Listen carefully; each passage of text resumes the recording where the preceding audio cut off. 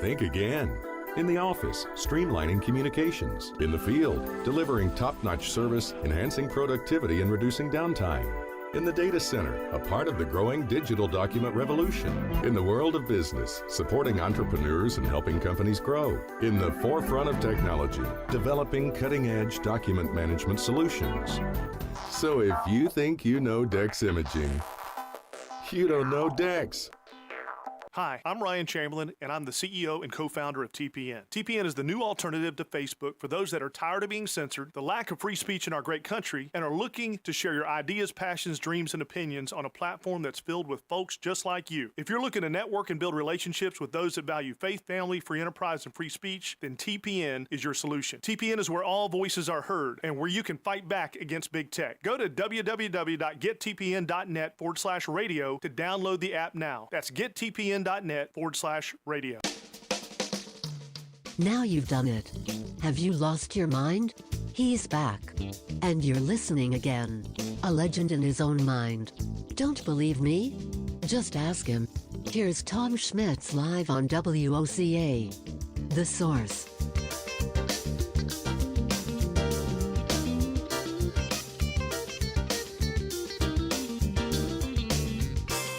Welcome back to Ocala Talks.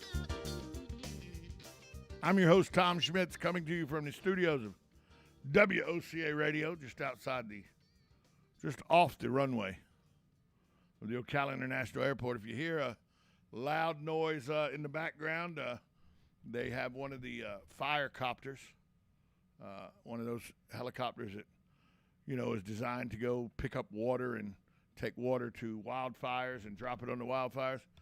Just outside our window, probably 100 yards, they're doing test flights with it back and forth.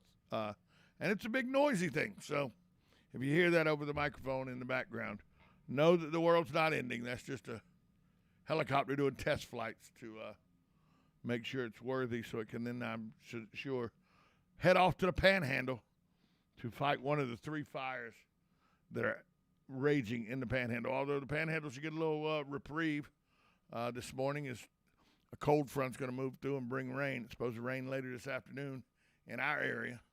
About a 50-60% chance in the afternoon here in Marion County. So going to be, by the way, there's a cold front coming through this weekend that, remember with Carol Ann Baldwin, Master Gardener Carol Ann Baldwin, we talked about there's one more cold snap coming. The projected high for Saturday night, Sunday morning, the projected low, for Saturday night, Sunday morning, 31 degrees in Ocala. Told you there was probably one more good cold snap coming. It's only going to last a day or so, but, 30, 31 degrees. People thought those days had passed us. We got one coming this weekend. The school board's at it again. 4 to 5 members of the school board want to give the public a chance to vote to renew the 1 mil property tax for a third time. They say they need it to continue funding music, art, and physical education programs, as well as school safety. Don Browning was the only dissent vote. He says it's time to end the tax. It generates about $28 million annually. It also pays for teacher and vocational programs. Browning says revenue lost during the national recession, which began in 2008, has more than been recouped. He's not convinced there's a need for this kind of tax. And he says renters end up footing the bill anyway, people who rent from homeowners, and they end up with higher rent to pay for the tax. The 1 mil tax, which adds $1 per every 100,000 of taxable property value, was approved in 2014 by a 52% vote. In 2018, it was approved by a 72% vote. What's it mean? It means that an owner of a $250,000 home with $100,000 in homestead exemptions pays about $150 annually to the school board. The extra funding helps the district provide quality music and art programs, as well as infusing money into vital vocational programs for students who choose employment over college. Board member Chairman Eric Cummings, Vice Chairman Allison Campbell, Kelly King, and Nancy Thrower all voted that the voters need to have a chance to decide this issue in November. I agree with them. But Don Browning has some very good points as well. Now, those four want the tax. They want to have you vote on the tax in November and want you to vote yes. Don Browning says there's no need for this tax to continue after 8 years. 8 years of collecting $28 million annually. So let's think about that. 8 times 2, 16, so that's $160 million. And then 8 times 8, 64, so that's $224 million in revenue that this tax has brought to the school board over 8 years.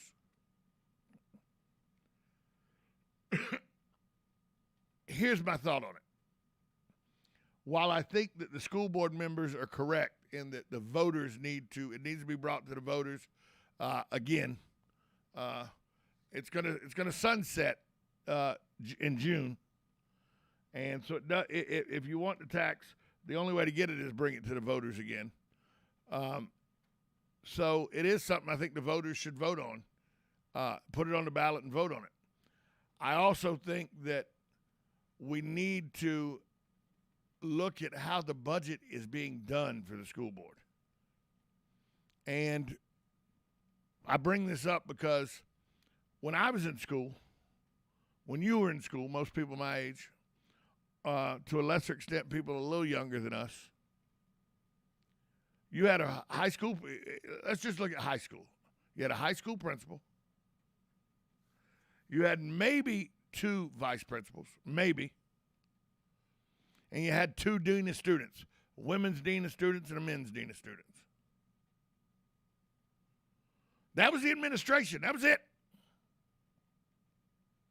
Of course, you had secretaries and stuff like that, but people making administrator money, big money, you had maybe 5.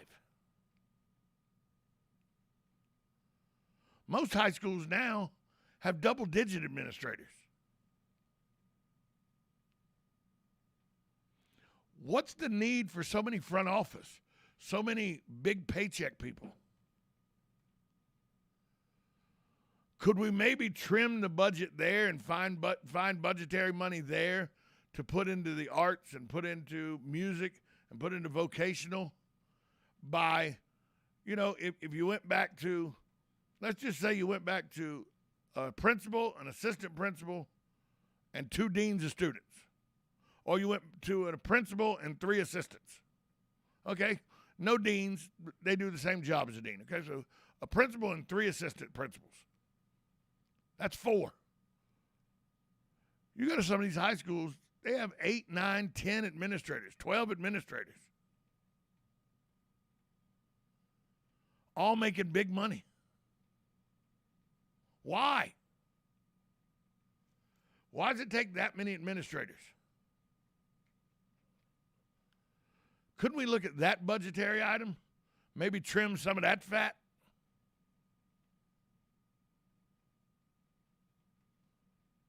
I don't see the need to be top-heavy at the school system.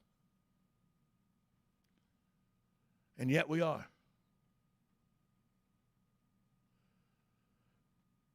So I see Don Browning's point that you've made $264 million over the last 8 years of this tax.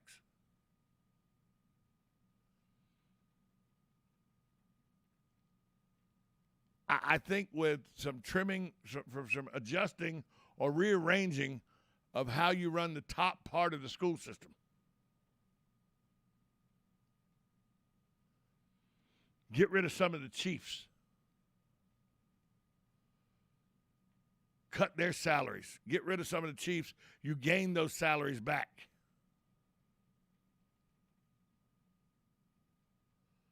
Now, it's not going to be it may not be $28 million a year. But if you budget properly, you should still have some money left when you've raised $264 million in 8 years. I mean, you're going to bring this to the voters just because you want the money every 4 years we got to vote on it again? Because eventually people are going to get tired of it and it's going to sunset. So you're going to have to face the reality of sunset eventually. I doubt it's going to be a permanent thing. Every 4 years, it's just permanent. The electorate will tire of that eventually.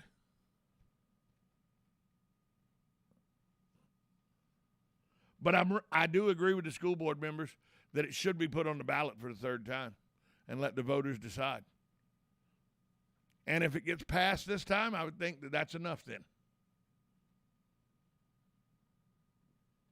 We'll see how it works out. But the school board, 4 of the 5 members want us to be able to vote on whether we should keep the 1 mil tax, which is $1, adds $1 to every $1,000 of taxable property. We've done it 2 years in a row. 52% and 72% voted in the affirmative in 2014, 2018. So we'll see how it goes. We'll be right back after this timeout. You're listening to Ocala Talks, 1370 AM, 96.3 FM, WOCA, The Source.